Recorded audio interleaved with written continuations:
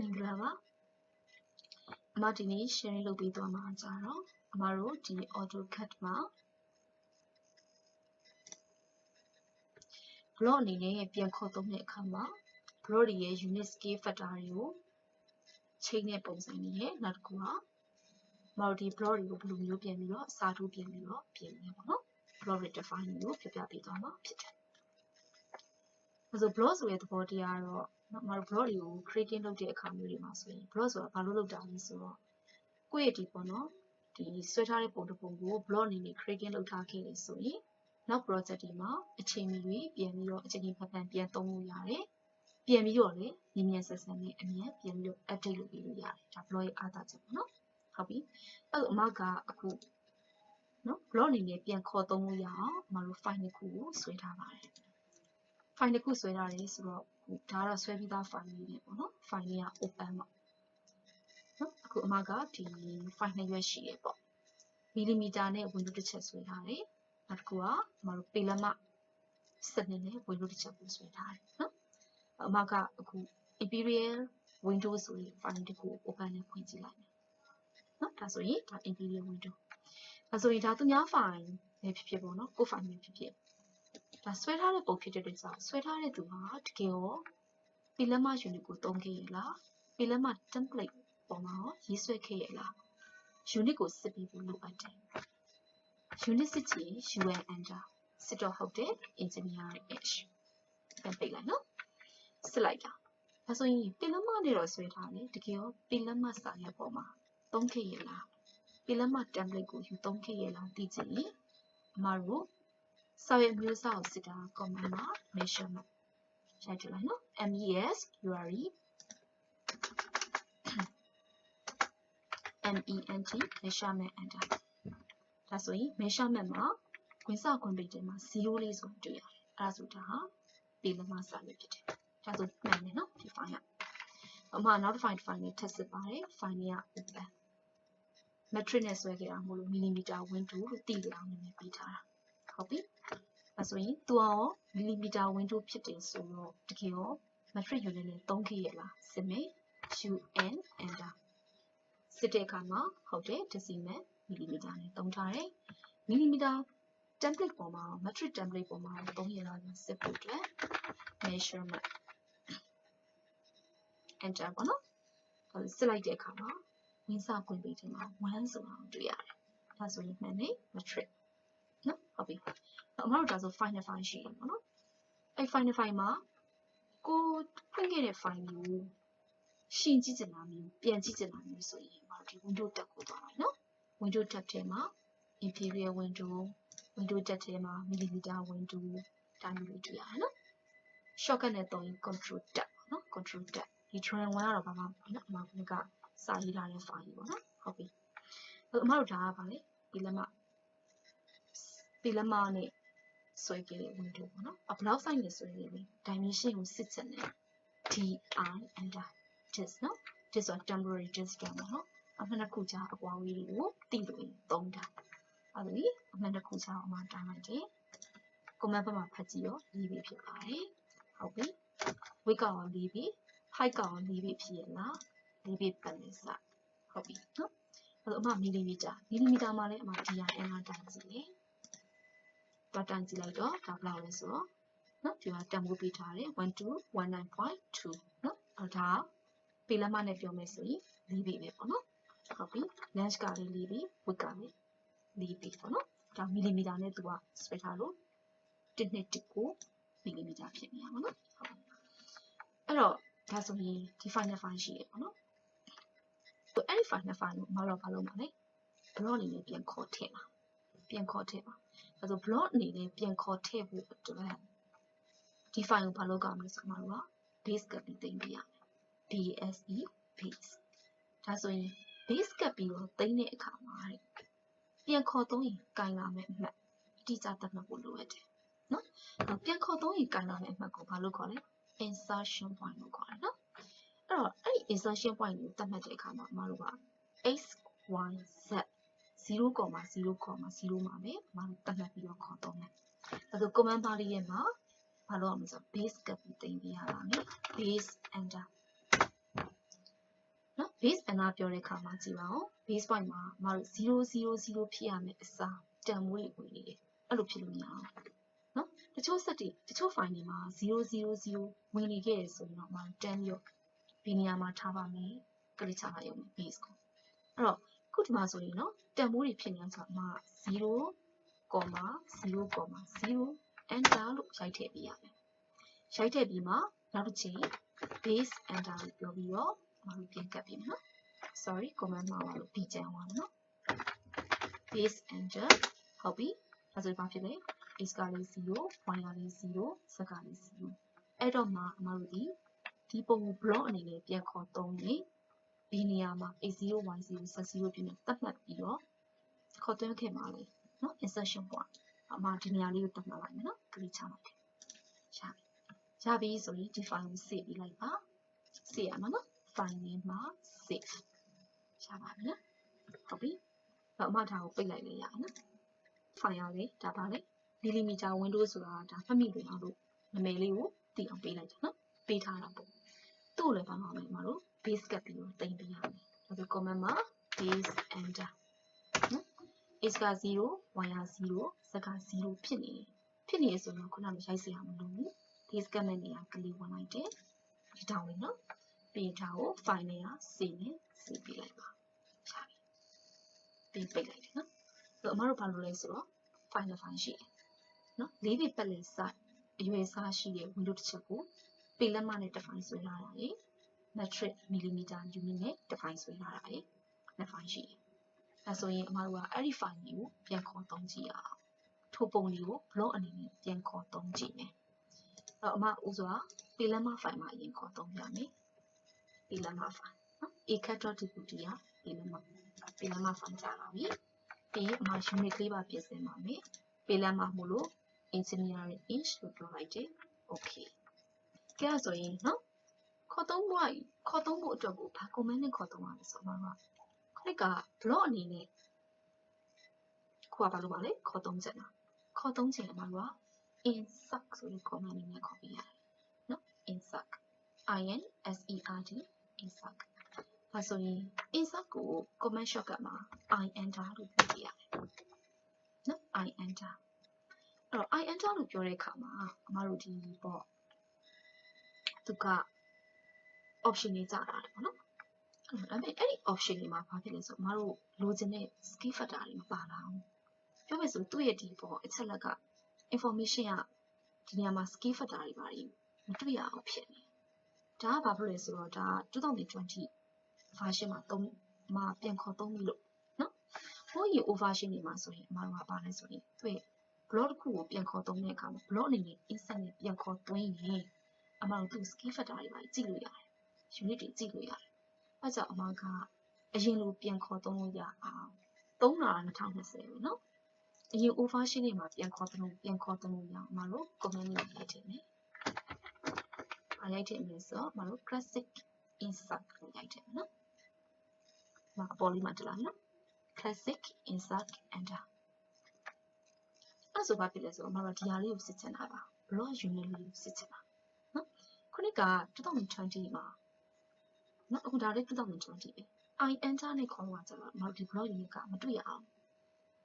အရင် version တွေမှာပါတဲ့ I enter ကကြတော့သူက insert ဆိုပြီးဒီလိုမျိုးလေးကြာလာဟုတ်ဒါမျိုးကအခု2020မှာကျတော့ insert classes ဆိုမှတော့ကြာလာတာရလာပြီဆိုရင်အမတို့ဒီမှာဘာလုပ်မလဲဆိုရင် browse ကိုနှိပ်ပြရမယ် browse ကိုနှိပ်ပြီးသွားရင်အမတို့ကအခု drawing 2ကပါလေပေလက်မ file နော် acat.dpt ကိုခေါ်ထားတဲ့ပေလက်မ fileပေလက်မ file မှာပေလက်မ window တစ်ခုကိုခေါ်မယ်ကွာ open ဒါဆိုဘာဖြစ်လဲသူ့ရဲ့ဒီအောက်မှာဘာဖြစ်လဲ block unit ကိုတော့ပြထားတယ် block ကလည်း inch နဲ့ခေါ်မယ်နော်ကိုပေလက်မမို့လို့ skill factor ပေလက်မပုံကိုပေလက်မ file မှာခေါ်မှာဖြစ်တဲ့ကြောင့် skill factor 1သူ1နဲ့လာတယ်နော်ဟုတ်ပြီ okay လက်ထဲမှာပါလာရင် click ချလိုက်တယ်နော်အဲဆိုရင်အမတို့ di တိုင်းကြည့်လိုက်တကယ်ရောလေးပြီးဖြစ်ရလား di enter လေးပြီး comment box ဖတ်ကြည့်နော်လေးပြီးဒါလည်းဘယ်လောက်လဲလေးပြီးဟုတ်တယ်ဘာလို့မို့သူ့ select ကောက်ပြီးတော့အမတို့ right click property မှာတွားဖတ်ကြည့် property မှာတွားစစ်တယ်ဆိုရင် သူ့ရဲ့တနေရာမှာနေရသူ့နာမည်ပြောပြပေးမယ် block unit ကလည်း inch unit factor ကလည်း1ဒါရိုးရှင်းတယ်ပီလက်မ file ကိုပီလက်မမှာခေါ်တာမို့လို့ sorry ပီလက်မ file မှာပီလက်မ unit နဲ့ဆွဲတဲ့ block ပုံခေါ်တာမို့လို့ဒါ scale factor 1လို့ပြောတာဟုတ်တယ်နော်အဲ့ဆိုအမတို့ကဒါဆိုဒီပီလက်မ file မှာလေအမက metric နဲ့ဆွဲခဲ့တဲ့ block ကိုပြန်ခေါ်ပြမယ်ဒါနဲ့ပဲခေါ်ပါမယ် insert I enter sorry I enter မဟုတ်နော် insert classic insert ကိုပြောင်းနေပြောလိုက်မယ် enter browse ကိုပဲနှိပ်မယ် metric millimeter window လေးခေါ်လိုက်မယ်နော် open အဲ့ဆိုပါဖြစ်တယ် block unit မှာပြောင်းကုန်ပြီနော် block unit ကဒါဒီ millimeter ပုံကြီးကိုခေါ်မှာတဲ့မဟုတ် millimeter လေးဆွဲခဲ့တာလေဒီပုံကနော်ဒါဆိုသူကဒီမှာ scale က1မဟုတ်တော့ဘာဖြစ်လဲ millimeter အနေနဲ့သူက change ပြီ 0.03937 sorry 39ဖြစ်သွားပြီနော်394ဖြစ်သွားပြီ okay ဒါဆိုပါလေပါလာတဲ့ပုံကအတူတူပဲအဲ့တော့ဒီ millimeter ပုံလေးကပီလက်မမှာခေါ်တဲ့အခါမှာလေပုံရွေးစားကအတူတူပဲဟုတ်လားမို့လားအမ DI တိုင်းကြည့်နော် DI enter တိုင်းကြည့်လိုက်မယ်စာဆုံးသူလည်းပါလေလေးလေးပတ်လေးဆက်တူတူပဲ millimeter ပုံလေးနော်ဆွဲရတော့တစ်နှစ်တစ်ခုနဲ့ဆွဲလာတာ millimeter နဲ့ဟုတ်ပြီအဲ့ဆိုရင်သူ့လေ select ကောက်ပြီးအမ high grade property မှာသွားကြည့်ကြည့်တော့ပါလေ millimeter သူ့ unit factor 1မဟုတ်တော့ဘူးနော်ပီလက်မမှာ metric ပုံခေါ်တာမို့လို့သူက millimeter unit ကိုချိန်ပြပေးတာဒါမျိုး scale factor ကိုပြောင်းပြပေးတာနော်ဟုတ်ပြီအဲ့တော့အမကဒါ block ကိုခေါ်တာသိပြီဒါဆိုရင်ဒီပုံလေးကိုအမပြင်ဆင်မှုတွေတောင်းနေတော့အမကဒါပီလက်မပုံနော်ဘယ်ဘက်ကဟာလဲပီလက်မပုံနှစ်ပုံလောက်ဖြစ်ကိုခုလိုက်တယ် block တွေကိုသူ insert နဲ့တော့မဟုတ် classic insert နဲ့ခေါ်ရင်ဒါ block နော် market property မှာသွားစင်နော် block သူ့ကိုပြင်ချင်ရင်ဘာနဲ့ပြင်ရလဲ double click နဲ့ဝင်ပြင်ရ double click နဲ့ဝင်ပြင်အဲ့ဆိုခုပြင်မှာ current chart မှာ inferior window ကိုပြင်မှာ okay ဒီမှာဝင်ပြင်ပြရတယ်ကြည့်ထားပါတော့အမတခုခုကြနော်ဒီဘက်ကနေနော် offset လေးပါလေးမှာ frame ကိုထည့်ရိုက်တယ်ပဲထားကြပါစို့နော် o enter loss ပေါ့နော်ပြင်ပြတာပေါ့တက်လာမှာထားပါတော့ sorry အတွင်းလေးကိုကြိုက်တယ်တဲ့ပေါ့နော်ဒီလေးပဲပြင်လိုက်တယ်ပဲထားပါစို့အဲ့ဆိုရင်အမတို့က close see block ဘလောက်ဖြစ်လဲတခုရဲ့ပြင်ဆင်မှုကဒီ block အမျိုးအစား3ခုရှိရင်3ခုအမျိုးအစားတူတဲ့ block တွေမှာအကုန်လုံးပြင်တယ်ဟုတ်ပြီနော်အဲ့ဆိုအမတို့ဒီကောင်ကိုလည်းပြင်ချင်တယ်ဒါပါလေမီလီမီတာနဲ့ဆွဲထားတဲ့ပုံကပီလက်မ file မျိုးရောက်လာတာသူ့ကိုလည်းပြင်ချင်တယ်နော်သူ့လည်းအမဘော်ဒီအမျိုးအစား3-4ခုလောက်ရှိရတယ်ဆိုကြပါစို့နော်5ခုလောက်ရှိတယ်ကဲဆိုအမကသူ့လည်းပြင်ချင်တကယ် click ပဲ okay နော်အဲ့လိုပြင်တဲ့အခါမှာအမတို့ DI အနာသွားတိုင်းကြည့်လိုက်တယ်ပေါ့တိုင်းလိုက်တော့အမကဒီညမှာပါပြီလေသူကအမတို့4ပေဆိုင်မဟုတ်ဘူးတွေ့လားတရားတပီလောက်ဖြစ်သွားတယ်နော်အဲ့တော့ပြောမယ်ဆိုရင်ဒါပေမဲ့ဒီအခုလက်ရှိအနေအထားမှာအမမီလီမီတာခွဲပြီးပြင်လို့ရတယ်နော်မဟုတ်ဒါ2လက်မဆိုရင်အမဘယ်လောက်နဲ့တောင်းလဲပေါ့50ပေါ့နော်50မီလီမီတာ offset လာရတယ်ဒါအမတို့ scale တွေပါနေရှုပ်ဒါဆိုတော့ဘာလို့ redefine နေပြီနော်ဘယ်လိုပြင်လဲဆိုရင်အမကသူ့ရဲ့ metric ပုံတစ်ခုကို copy လုပ် copy တစ်ခုလုပ်နော် copy သွားပြီဆိုရင်အဲ့ဒီပုံဘာလုပ်ကြလဲဆိုရင်ဖောက်ခွဲပစ်ကြတယ်ဖောက်ခွဲတော့ဘာလုပ်ကြလဲ explode လုပ်တယ်လို့ခေါ်တာ X under select under ဖောက်လိုက်တယ်ဆိုတော့ဘာလဲမူရင်းပုံဖြစ်သွားတယ်နော်မူရင်းပုံဖြစ်သွားပြီဆိုမှအဲ့ဒီဖောက်ခွဲလိုက်တဲ့ပုံကိုအမတို့ block နဲ့ပြန်သိမ်းပေးရမယ်ဒါမှသူ့ block ပြန်ဖွဲ့ပေးရမယ် B enter နော် block နာမည်ပေးတဲ့အခါမှာအဲ့ဒီမှာအရေးကြီးတာကအမတို့နာမည်တူအောင်ပြန်ပေးရမယ်သူ့ရဲ့ဒီ block နာမည်က millimeter window ဒါဆိုရင်ဖောက်ခွဲပြီးတော့ block အသစ်ပြန်လုပ်တဲ့ပုံကိုလေထိုနာမည်ပဲပြန်ပေးရမယ်။ဒီမှာအဲ့နာမည်ပြန်ရွေးပြီးနော်ပြန်ရွေးပြီးမယ်။ပြန်ရွေးပြီးသားပြီဆိုရင်ဒီထဲမှာမရှိဘူးဆိုရင်ထုံးစံတိုင်းပေါ့ point ကြီးအောင်တူအောင်ပြန်မှတ်ပြီးနော်။ကျွန်တော်တို့ဒီပုံတော့ point ကြီးကိုဒီနေရာမှာ insertion မှာသတ်မှတ်ခဲ့တယ်။အဲ့လိုပဲဒီနေရာမှာ point ကို click ပြ။ select ယူပြီး select ပြတယ်။ပြီးတော့ပြီဆိုအမတို့ဘာလုပ်လဲ compass to block နဲ့ထားတယ်။အဲ့ဒီ ဒီမှာအမတို့ဒီ block unit မှာဗာပြန်ချိန်ပြရမယ်ဆိုရင်အမတို့ကပေလက်မမှာခေါ်သုံးမှာမှလားဒါဆိုသူ့ရဲ့ millimeter ဖြစ်နေတဲ့ block ကို inch လို့ပြန်ထားပေးရမယ် unit လေးကိုပြန်ချိန်ပြလိုက်နော်ဒီနေရာလေးကိုပြန်ချိန်ပြရမယ် okay အဲ့ဒါတော့ဗာမေးလေတော့ rectify block ကို5ခုလောက်ရှိတယ်နော် millimeter window လေးဆိုရယ်နာမည်လေးဟာ5ခုလောက်ရှိတယ် rectify block လို့မလို့ပြောပြရမယ်ဒီလားဒါဆိုရင်အမကဆိုရင်တော့ပါပြသွားတယ်နော်အမတို့ဒီပေါ့နော်တခုခုပြင်နေပေါ့အဲ့တော့နော် scale ရလုံးဝဟောဖြစ်သွားတယ်နော်တီးသွားတယ်အဲ့တီးသွားတော့သူ့ကိုမူရင်းလေးပြီးစိုက်ပြီးပြန်လို့ချင်း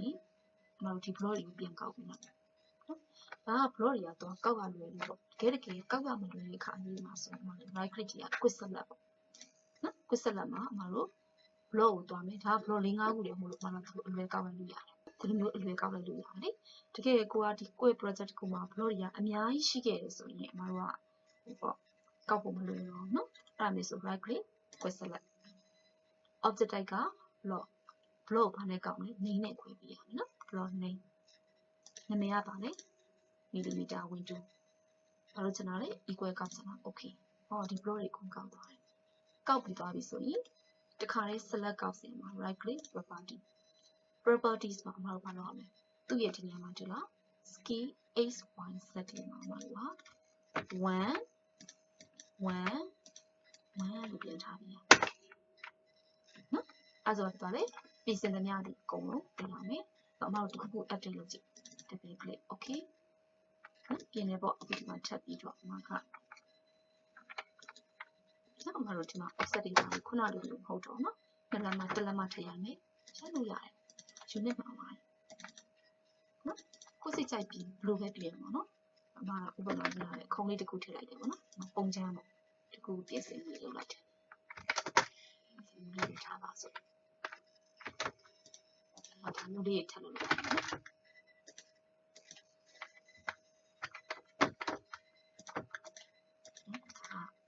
export ပါမယ်နော်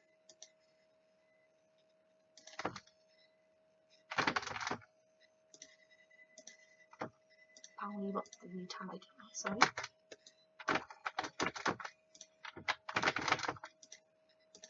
ဒီလေးပဲထားပါစို့နော်ဒီမှာအကုန်လုံးတင်လို့ရနော်ဒီကမှန်ချက်ကလေးပဲထားကြပါစို့ဒီမှာ close စီတဲ့ချင်းဘာဖြစ်သွားလဲ block တွေဟာအကုန်လုံးတူတူပဲလိုက်ပြင်အောင်တွေ့ရတယ်နော်သူ့ရဲ့အချိုးကလည်းဘာဖြစ်သွားတာလဲကျမတို့ DIN တော့တိုင်းကြည့်တဲ့အခါမှာဘာဖြစ်သွားလဲဒီပြီပေါ့ခုနလို100ကျော်ပေ100ကျော်ရှိရမယ်ဖြစ်တော့နော် BC အဲ့တော့ဒါကဘာလဲဆိုတော့ပေလက်မစာရွက်ပေါ်မှာ millimeter နဲ့ဆွဲထားတဲ့ block တွေကိုပြန်ခေါ်ထည့်ပြီး update လုပ်တာပေါ့နော် rectify ပြန်လုပ်တာ rectify ပြန်လုပ်တဲ့ပုံဖြစ်တယ်သူ့ရဲ့ဒီ scale factor တွေကလည်းတူနေမှာပေါ့နော်အဲ့လိုပဲ millimeter စာရွက်ပေါ်မှာလည်းပေလက်မတွေကိုဒီနေ့တိုင်းပဲပေါ့နော်ပြန်ပြီးတော့